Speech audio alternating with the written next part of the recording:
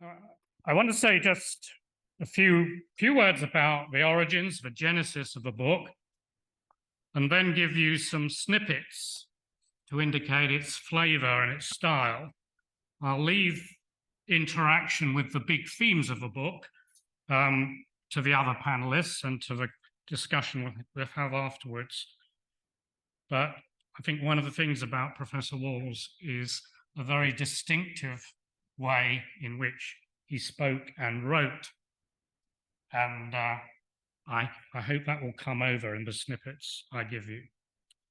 Well, Professor Walls gave the lectures that formed the raw material for this book at various institutions.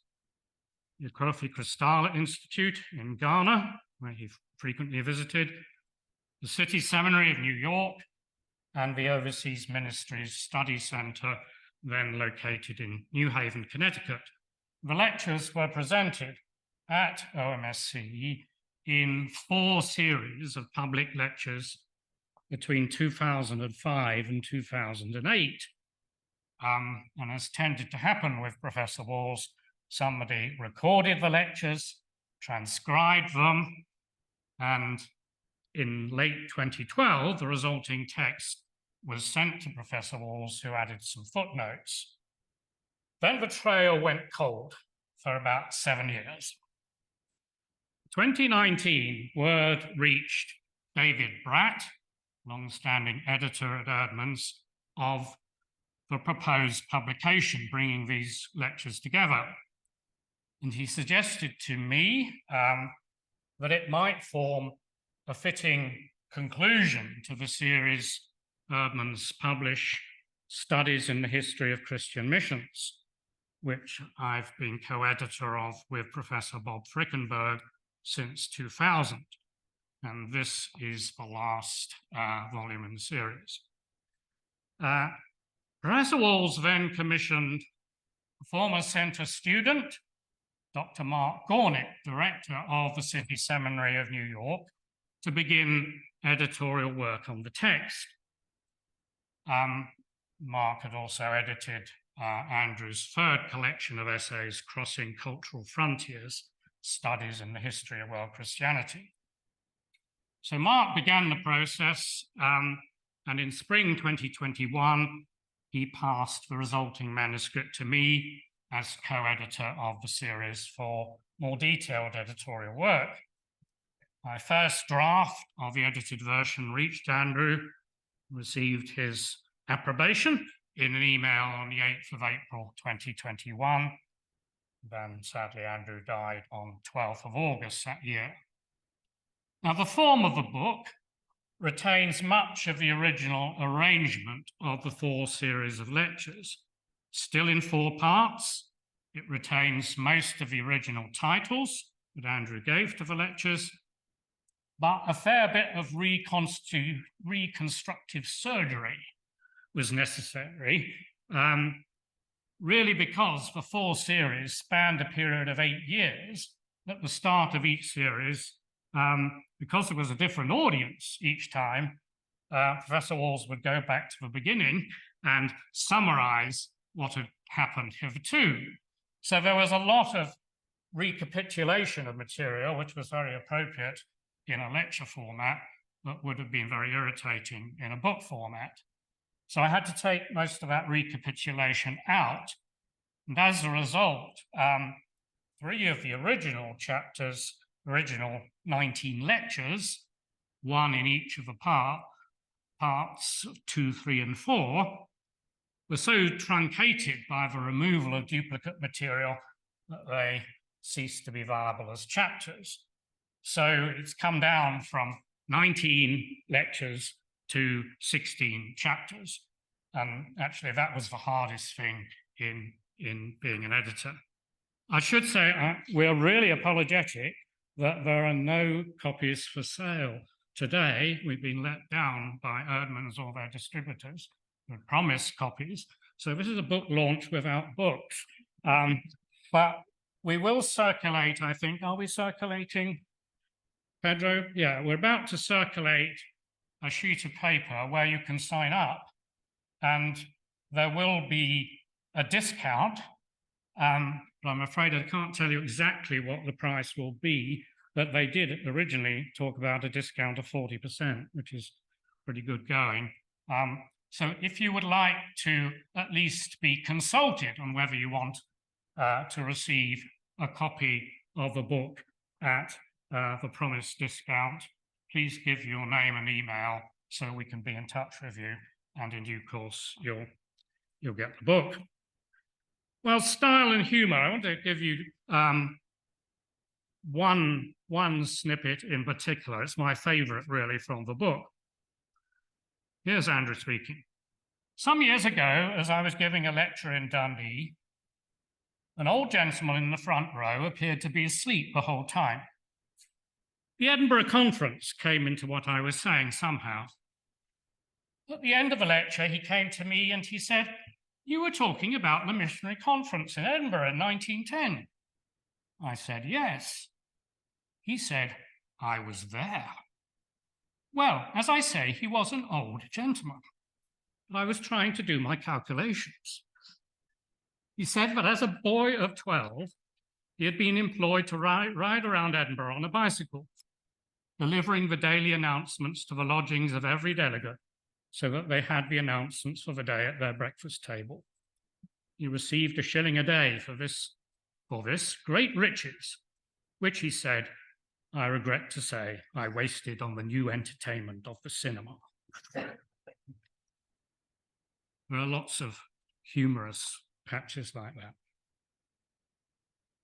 Some snippets that illustrate Andrew's ability to capture a depth and range of meaning within a single phrase or short sentence.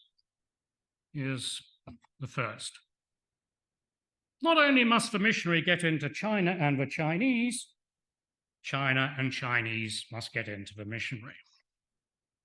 Actually, it captures something rather profound, and that's one has given rise to one of the titles I've actually had to not invent, because I really borrowed it from that quote. How Protestant missionaries got into China and how China got into the missionaries. Second quote, the 20th century missionary was durable through quinine, anti-malarial medicine. Actually, a really important point. Third one, the Bible is not an Enlightenment book. Rather obvious, but actually not often said. Then a snippet that gives you an insight into the dynamics of conversion outside of an Enlightenment Western individualist context. But in fact, the example I'm going to give you is from Iceland in the year 1000. Andrew says, to understand the European pre-Enlightenment experience of conversion, we must go back in time to Iceland on its furthest fringe in the year 1000. At the General Assembly of the heads of families in Iceland, a heated debate is in process. The issue is whether or not the community should become Christian. Powerful speeches for and against are being made, but there is no sign of agreement. It has been necessary, therefore, to go to arbitration and place the decision in the hands of Thorgeir, one of the most respected elders. He sits hour after hour in silence, a cloak over his head as day passes into night and night into day again. At length he rises, throws aside the cloak and announces his decision. We will be Christians, keeping the festivals of Easter and Christmas. It is unlikely that Thorgeir, as he sat under the cloak, was agonizing over the doctrine of the Trinity. It is more likely that he was pondering questions of customary law, of spiritual resources for the community, and of the general well-being of the society. And you could make that comment about many, many contexts in the non-Western world in recent times. And the last snippet I want to give you I've called From the Western Missionary Movement to World Christianity and Suella Braverman. And for those who may not know who Suella Braverman is from other parts of the world, a recently dismissed Home Secretary in Britain, dismissed for her rather extreme pronouncements, not least on immigration. Here's Andrew.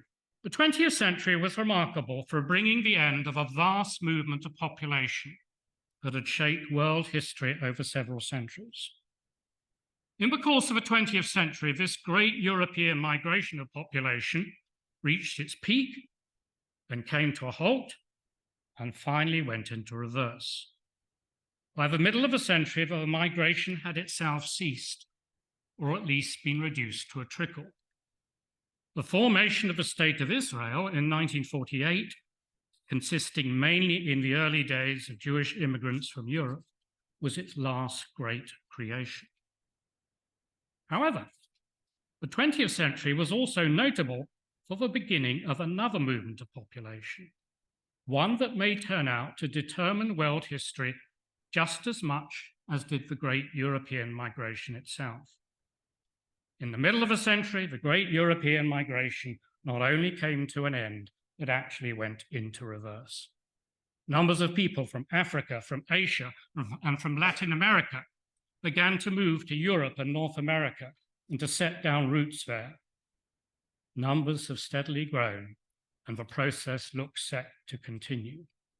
On the one hand, pressures for movement from the non-Western world are inexorable. On the other, though the nations of the West may not want more immigration, they can sustain their economies in no other way. This great reverse migration alters the dynamics of cultural and religious relations. The migration has brought substantial numbers of Christians from Africa and Asia and Latin America to the West, often bringing with them Christian forms and expressions new to the West. So towards the end of the book, particularly, Professor Walls moves from the history of mission to world Christianity. That's an example of that. But the theme of what he calls the great European migration is more fully developed in this book than in any of his previous publications. Now I'm going to hand over to our next panelist, who is Ray Burbank, a PhD student here. And Ray works on India, 19th century India. Ray, over to you.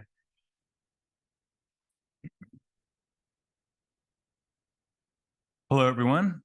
As Brian said, my name is Ray Burbank. I'm a third-year PhD student here at New College. And I'm just remembering my first exposure to Andrew Walls. I clicked this on, so I don't have to hold it. Let's see. There we go.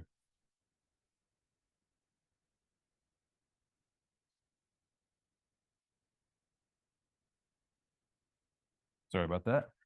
So just thinking back to my first exposure to Andrew Walls, it's probably about 8 years ago, and I came across his chapter where he describes what he calls the indigenizing and pilgrim principles, the pilgrim and indigenous principles, and was really struck by it.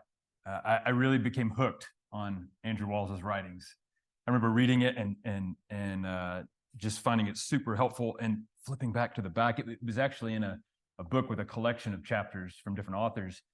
And I went, but I was like, who is this? At Andrew Walls Center for the Study of World Christianity in Edinburgh. What is that? That sounds great. I need to check this out. And here we are tonight.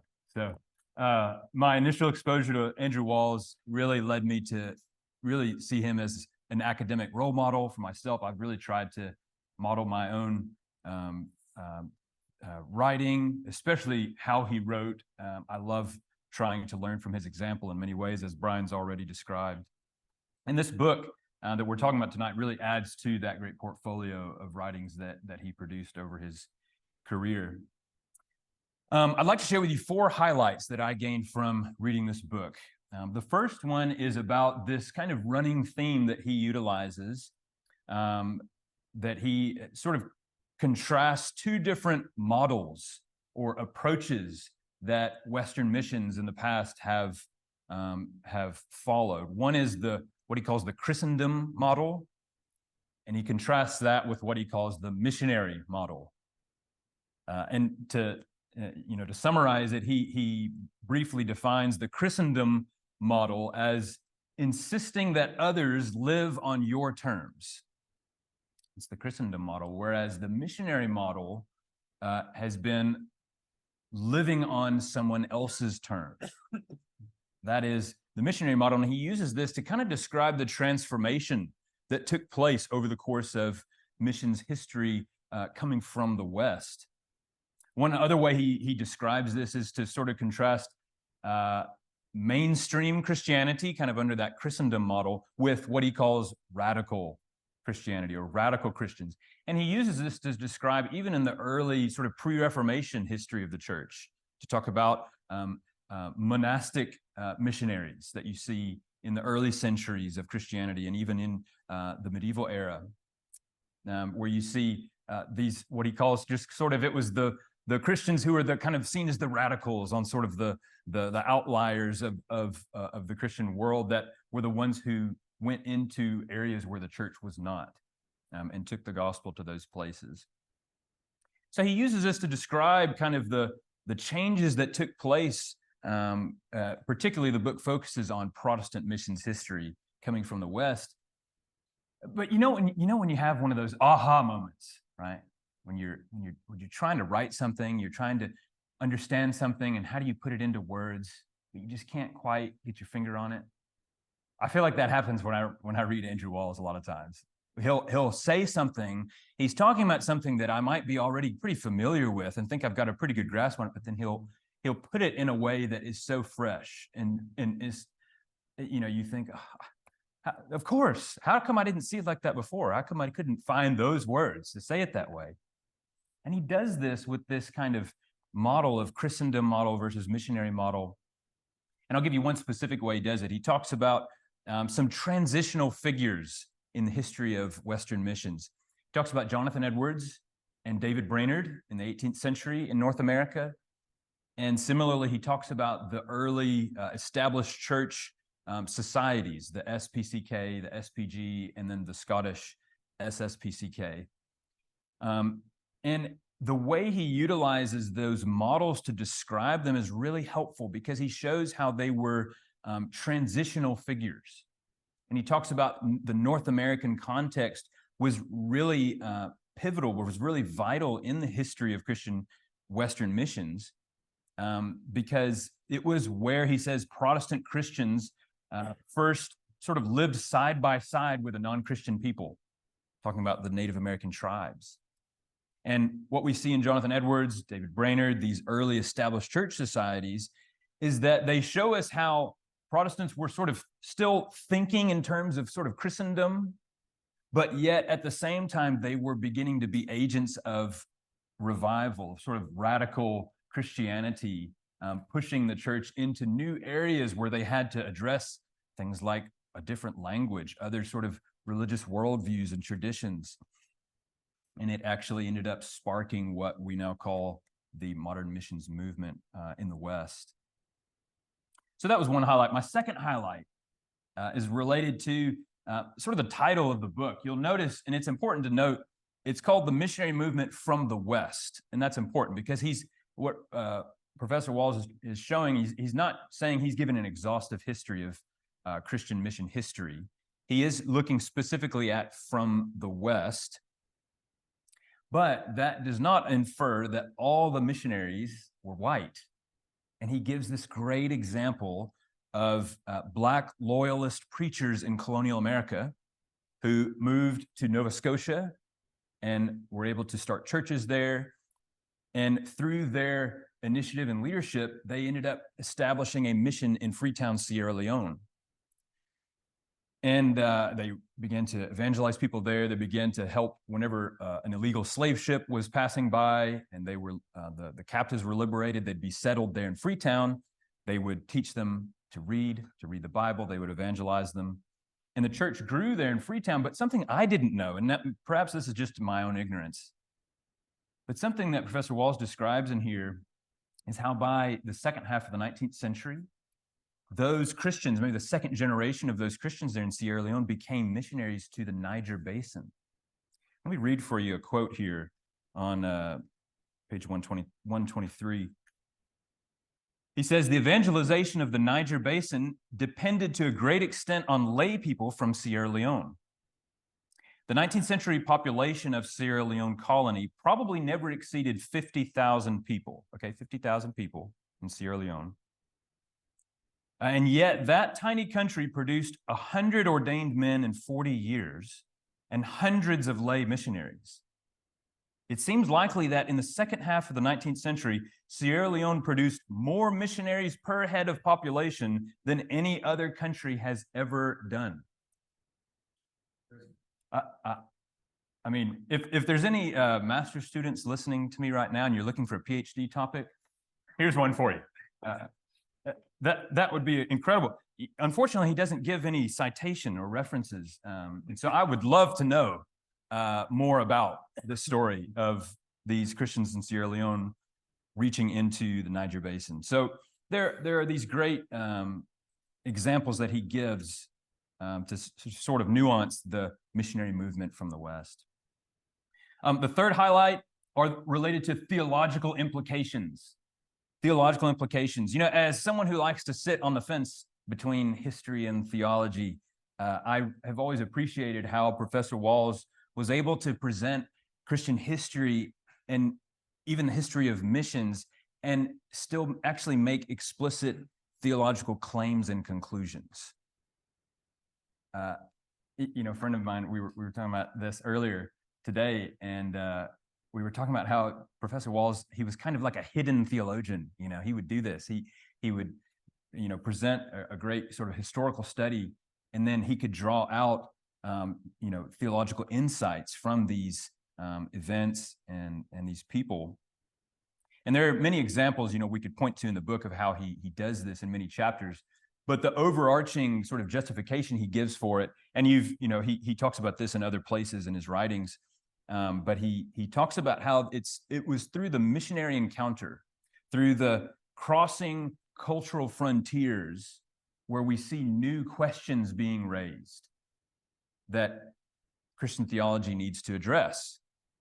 He talks about it in the early church with the Hellenistic kind of world, and it continues on even to the present day.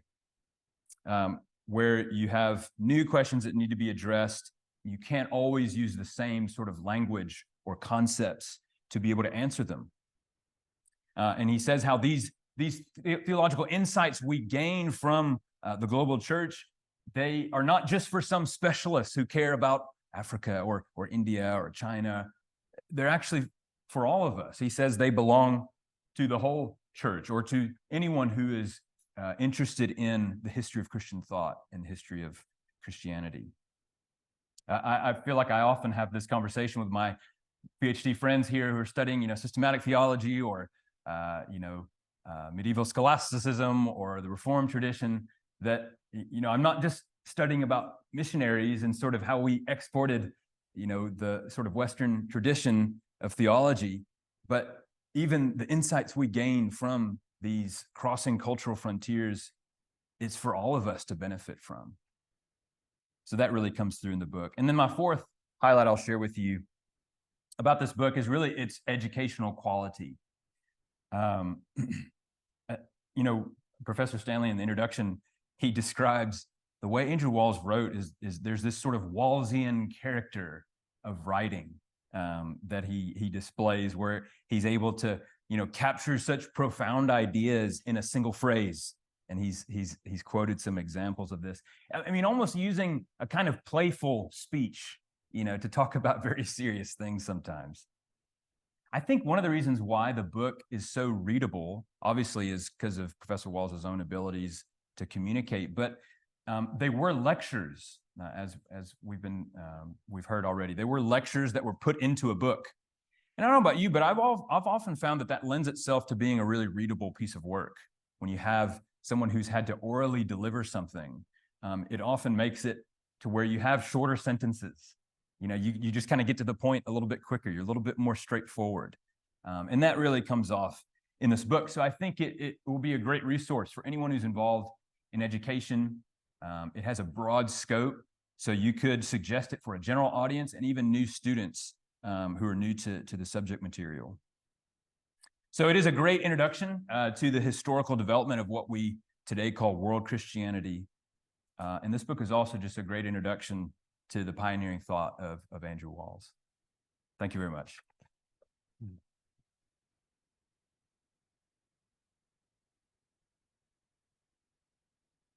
Thank you, Ray, very much. Our next speaker is Professor Ken Ross, good friend to the centre and the school. He's an honorary fellow of the school. He's a professor in the University of Malawi. One stage was the secretary of the Foreign Mission Committee of the Church of Scotland, and he commutes between Malawi and Scotland. So fortunately, we've managed to get him here in the flesh. So Ken. Well, let me begin with thanks to Dr. Pedro and the Centre, and also to Professor Brian for the opportunity to read this book when it's hot off the press. And that might sound like a courtesy at the beginning, but I have to say it genuinely has been a rare pleasure. I think we have to admit that most theological books are not very entertaining, even if the theology is good. But in this case, you have wonderfully entertaining prose and a phenomenal theological adventure. It's a book you don't want it to finish. You know that feeling when a book's so good and you're coming near the end, you think, oh no, it's going to finish. I want it to go on further. That's what it's like. So like Ray, I've also got 4 observations. I think they're not too much the same. No pressure, Emma.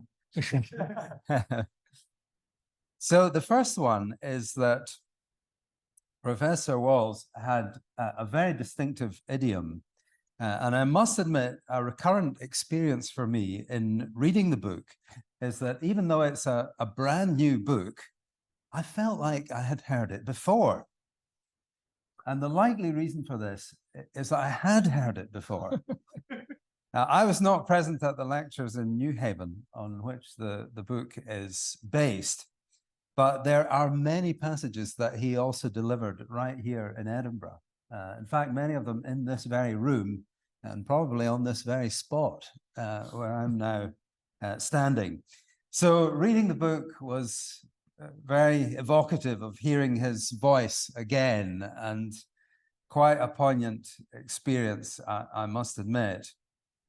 It also echoes many of the themes and expressions that feature in the 2 books of collected essays that he published with Orbis at the end of the 1990s. And it reminded me, our late colleague Jack Thompson used to say that every scholar really only has one lecture. And Andrew's lecture, of course, was on the fact that Christianity has become a predominantly non-Western religion. And we hear it again, beautifully expounded in these pages. But does this mean that it's just a rehearsal of familiar Walls themes, lacking in originality? Well, I don't think so. For me, the book breaks new ground by offering a comprehensive historical and conceptual framework for understanding the Western missionary movement. This is badly needed because the movement is very often misunderstood and misrepresented, even by historians who otherwise are very well informed. I'm often challenging scholars who trade in ill-informed stereotypes of what the Western missionary movement was all about. But if they had asked me for one book that could let them understand its true nature, I was not sure what to recommend. But now I am. It will be this book. Now, I'm not sure if there's really any scientific basis for a periodization that follows the 4 stages of a normal human life. But it works. It's an illuminating framework. So it's a biography from birth to old age. So it takes you from childhood through to adolescence, into middle age, and finally into old age, and delivered with typical Wallsian charm. So I've never seen such a convincing, comprehensive framework for understanding this subject. So to me, although you hear echoes that will sound familiar if you know his other work, I think the way this is cast is an original contribution to scholarship. The second thing I want to mention is about context. I think we can learn a great deal from the way in which Andrew handles context. Seamus Heaney used to say that to be a poet, you have to inhabit both the parish and the universe. And Andrew, I think, is a kind of prose poet, and his range is both very local and very global. I remember once I was going to a meeting in America, and somehow uncharacteristically, I had arrived early for the meeting. So there's no one else in the hall, just me. And I was browsing at the bookstall at the back of the hall. It's all quiet. And then all of a sudden, I heard a voice behind me saying, "Fit like." Now, fortunately, I knew that if you're in Aberdeen, the answer to this question is, "Nae bad, who's yourself?" Here, of course, was Andrew, launching into the Doric, going far beyond my level. Someone who was deeply immersed in the language and the culture of the northeast of Scotland. But then, when you get the book and you read the foreword by Gillian Bediako, you find her citing Andrew's favorite twee hymn and conjuring up an image of Andrew lustily singing this hymn in twee at the early morning prayers in Acropong, Aquapen. So he's just as immersed in the Ghanaian situation. But the thing that was distinctive with Andrew is that he could move from the deep immersion in the local to open out a vast horizon of meaning, reaching for the universal. A typical Andrew lecture, and I can remember it happening so often right here, is that he would start his lecture with some very obscure figure in a place that we had never heard of. And we think, why is he telling us all about this? But by the time you got to the end, it had opened out into some kind of insight that opened up your whole understanding of faith and life and history. So those of us who aspire to interpret world Christianity, we have much to learn from this. And there's plenty of it in this book. Now, the third thing, I'm going to mention something about Andrew that has always puzzled me a little bit. He was, among his many other attributes, he was a bibliographer. In fact, with Margaret, for 15 years, he published every quarter the bibliography of the International Review of Mission. So he's one of the best informed people about the sources for understanding Christian mission. And not only that, the library of the center was really Andrew's library. He knew it, all of it. So it would have been very easy for him to write the kind of papers, you know, you've seen the kind of papers where there's about 2 or 3 lines of text at the top, and then the whole page is footnotes. He could easily have done that. However, even in his published essays, footnotes are few and far between. And in this book, they are very few, even though his distinguished editor has done his best to make good the deficit. So how do we explain the lack of footnote references in The Great Scholar? Well, my suspicion is that whereas some of us might lack footnotes because we've not read enough, in Andrew's case, it was the opposite. He had read too much. So if he started on making footnotes, he would never be finished. This is my theory, but I'm open to correction. But there could be another explanation, and this brings me to my final point, which, and the way Ray and Brian have touched on, is the writing style of Andrew. I think Andrew took the opposite approach to many of us scholars who like to elaborate what we know as lengthily as possible, with as many subpoints as we can think of, and maximizing the footnotes. And we think the more there is, the more impressive our work will be, and will certainly impress the examiners when the time comes. But Andrew seemed to have the opposite approach, that what he prioritized was capturing complex concepts as succinctly and pithily as he could. So he had read vastly around a given theme, but then he would aim for the epigram, how to express everything that he had learned in a single sentence. And here I am going to echo my colleagues, I think, a little bit. So, because one of the sentences I had noted was the one that says the fundamental missionary experience is to live on terms set by somebody else. From that single sentence, there's a whole world of understanding opens up.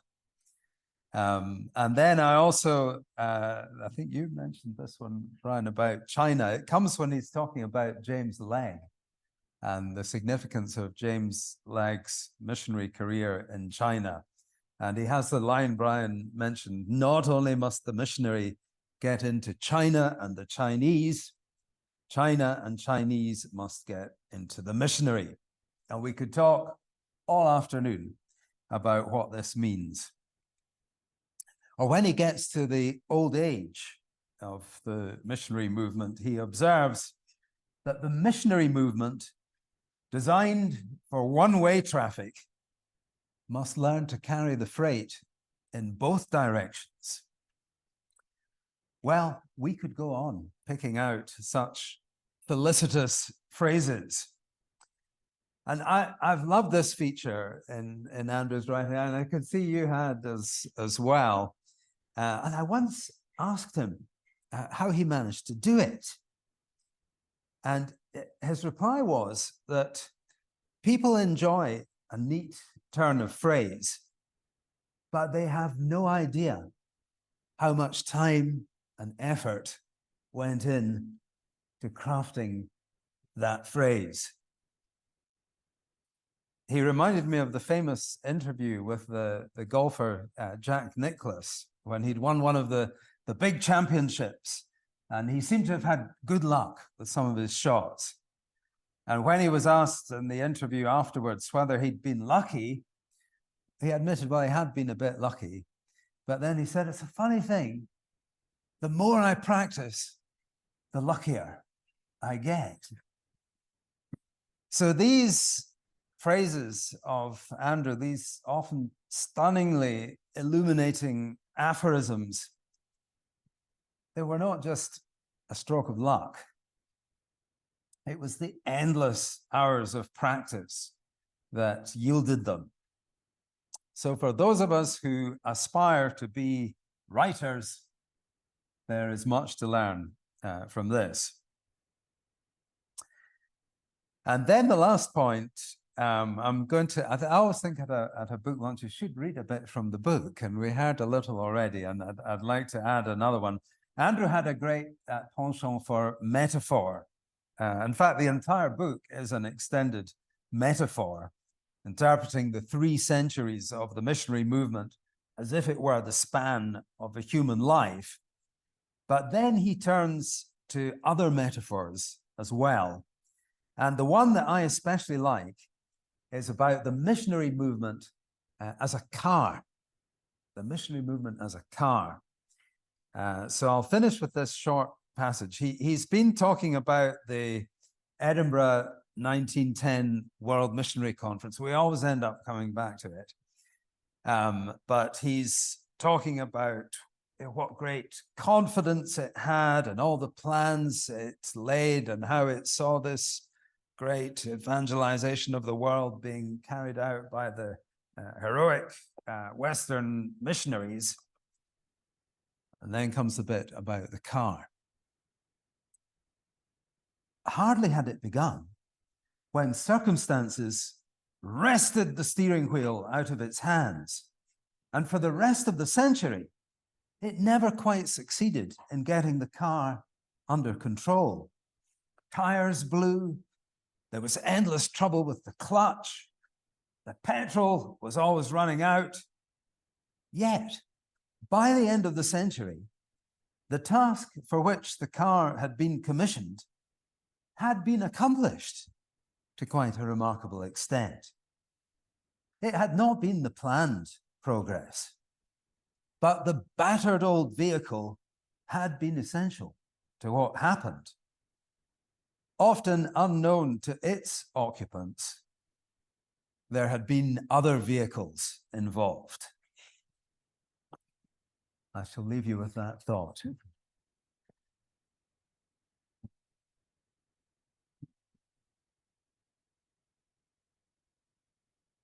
Thanks so much, Ken, for capturing the essence and flavor of the book in such a faithful way, and one that I'm sure makes us all want to read it. And finally, we turn to, thank you. Finally, I turn to my colleague, maybe I should say former colleague, but she's very much still here, Professor Emma Wildwood. Emma, over to you.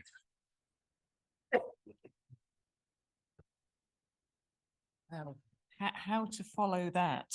There's a lot to talk about in this book, but how to sum up in a different way?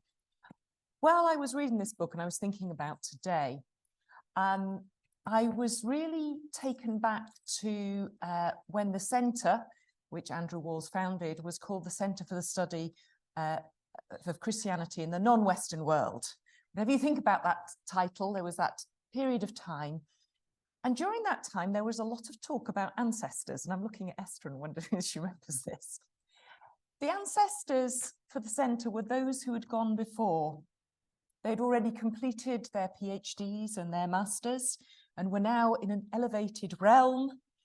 Their wisdom lived on in their theses and in occasional communications from life beyond study. And we were kind of inculcated in the, so Esther was one of my ancestors, for example, although we did actually meet in real life before I started my PhD and while she was doing her PhD. But she was one of my ancestors, and I had big sisters like Diane Stinton, you know, and there was this whole family that continued in this realm beyond. And reading this posthumous book of the founder, Andrew Walls, I was really transported back to those days and to some very compelling lectures in 1992, I think it was. I was only an auditor then, that really turned my historical assumptions upside down, that challenged all the other history lessons I'd done in this building, and introduced me to new ways of thinking. So here in this book, I think we have the wisdom of the world Christianity ancestor, literally from beyond the grave. And I think you've already heard from the other speakers that it really is, it's erudite in perception and in scope. It's insightful and lyrical in its ability to encapsulate a point in a single story or an apposite turn of phrase. And I think, you know, if you're new to world Christianity and to the approaches that we use and the ways of thinking, many of those ideas are embedded in this book, and understanding something of where this rather amorphous approach that we involve ourselves in comes from, and these questions around mission history and the global church, Protestant movement, they're all here. And as you've already heard, this book is written in a very accessible way. It's to reach an audience beyond the academy. And the strong narrative element of it really does make it a pleasure to read. I did miss the footnotes. Sometimes I really wanted him to just say where he got that from so that I could look it up myself, but we shall move on. I'm glad he didn't have whole pages of footnotes, but just one or two extra would have been nice. So he's really got this arc on the changing fortunes of the modern Western missionary movement from its birth to its demise, how motivations changed over time, and this is very crucial in the arc as the book moves along, how its demise brings attention to new missionary impulses in a growing world church. So it's not a paean to Western endeavor in itself. So there are a lot of Europeans and Americans who are part of his story, who come in, but it's not about how great we are, as you hear from that lovely metaphor that Ken picked out. You know, most of the time the wheels were off the vehicle, people were driving blind and, you know, praying hard. And situating the Western missionary movement in this great European migration, which is reversed again, these reversals that go on as this, we've got a kind of birth to death, but we've also got a number of reversals inside.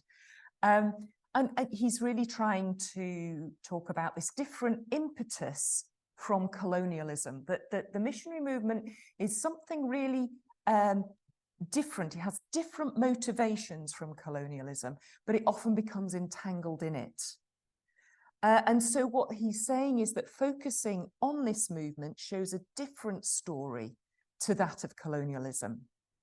And this includes the fact that missionaries cloaked the Christian gospel in their own culture and their own theologies, and these were very much entangled in many of the assumptions that the colonial authorities shared.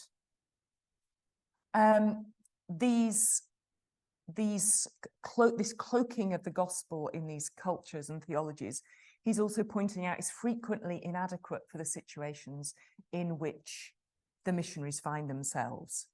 World War I shakes the confidence of the movement, and by 1938, when you have this Tamaran Missionary Council, but this year before World War II, the mission movement is in old age, slowly and often quite reluctantly letting missionaries in other parts of the globe take over. And the final two chapters discussing the end of the 20th century and the post-colonial flourishing of the Christian church around the world in very different forms from the ones that set out in the beginning. But listening to the wisdom of the ancestors, I was thinking, is often an activity of continuity thinking, of looking back and seeing what we learn from the past. And that's kind of what historians like to do.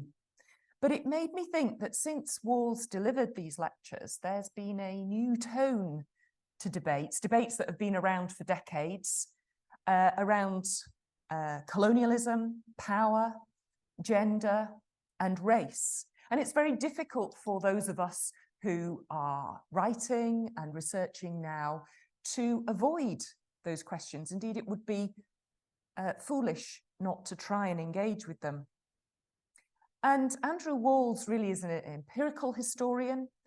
He learnt his trade before the post-modern, post-colonial, post-structuralist, whatever you want to call it, turn in academia, and certainly before the recent attention to decoloniality, which has kind of taken the debate into a much more public space, a space of management and leadership, at least in far as our universities are concerned.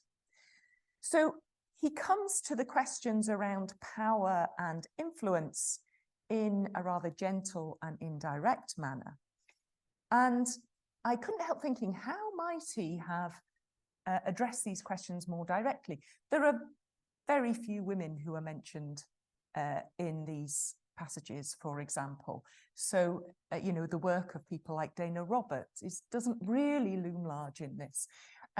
We get a few more prominent, particularly African leaders, but again, we don't hear their voices early on in this picture. We have groups of them, the Sierra Leonean pioneers and their children and grandchildren as missionaries is one group, but not many significant individuals. And really scholarship has changed so much in this time. But I kind of thought, yes, continuity change, what do we do with this? And as I was thinking about this, I thought of two scholars who have really listened to the wisdom of this prominent ancestor. One I know very, very directly, and the other one maybe only indirectly, but it strikes me that for those of us who are writing, and those of you who are doing your PhDs and your masters, how do we use this book in a different context, in the context that we're having to engage in? It seemed to be a very, very important question as I read it. And so I just wanted to bring out two people. One is Jehu Hansels, who is one of the ancestors and an older brother, who recently wrote a book called Migration and the Making of Global Christianity in 2021. He is quite deliberately taking the work of Andrew Walls and Lamin Sanneh further, and he tries to look at the whole history of Christianity up until 1450, which is quite ambitious. But his thesis is that the spread of Christianity is not caused by large-scale political and economic ambitions that intend to subjugate other peoples. The role of empire may well influence religious affiliation. Some migratory patterns, like the great European migration that Andrew Walsh talks about, may well be entangled in imperial projects. But Hansels considered that that migration, ordinary people who go as pilgrims and priests and who move around the world, sometimes not necessarily moving very far, that is actually how Christianity is spreading.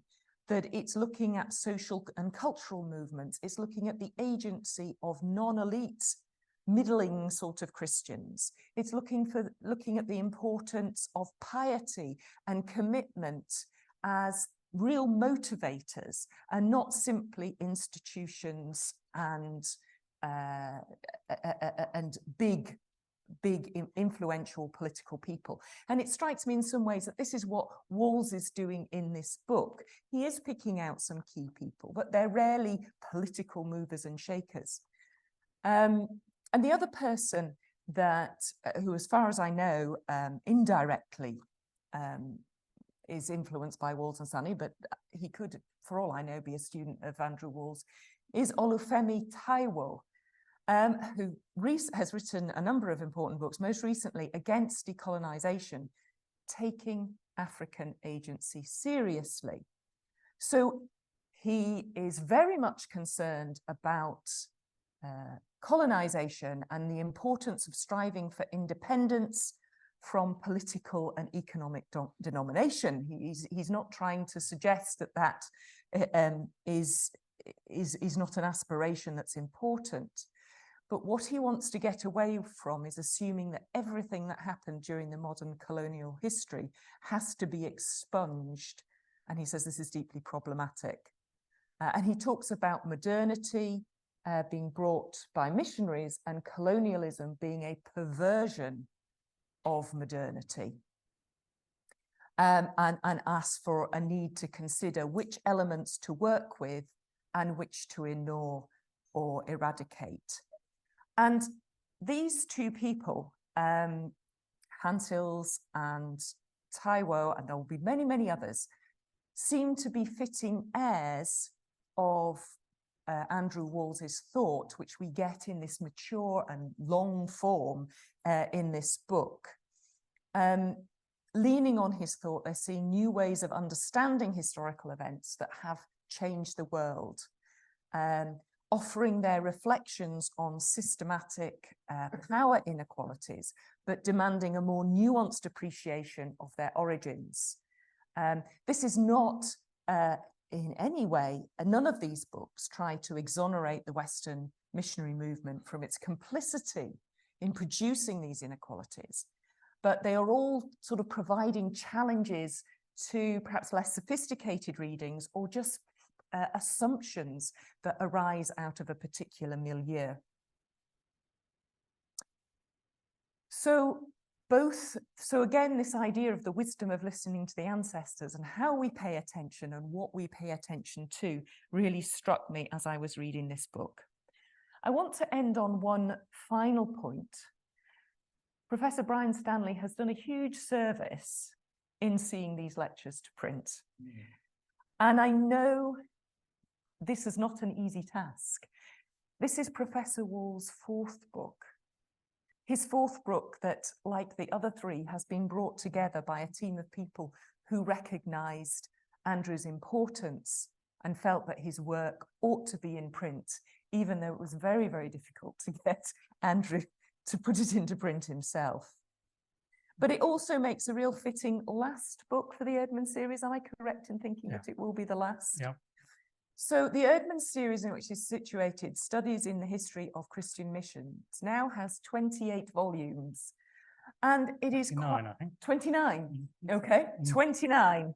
You're not going to push it to 30 and have an even number.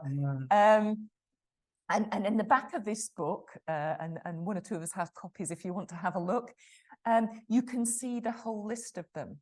And with Robert Frickenberg, who is also co-editor, it's made a significant contribution, and you really see the name of leading scholars who have written about different aspects of this contentious topic in modern scholarship of Christian missions. And so when we think of Andrew Walls and honour this book, he is somewhere where he needs no honour. But I'd like to honour Professor Stanley for this lasting contribution to scholarship, and particularly to Andrew's scholarship. So thank you very much.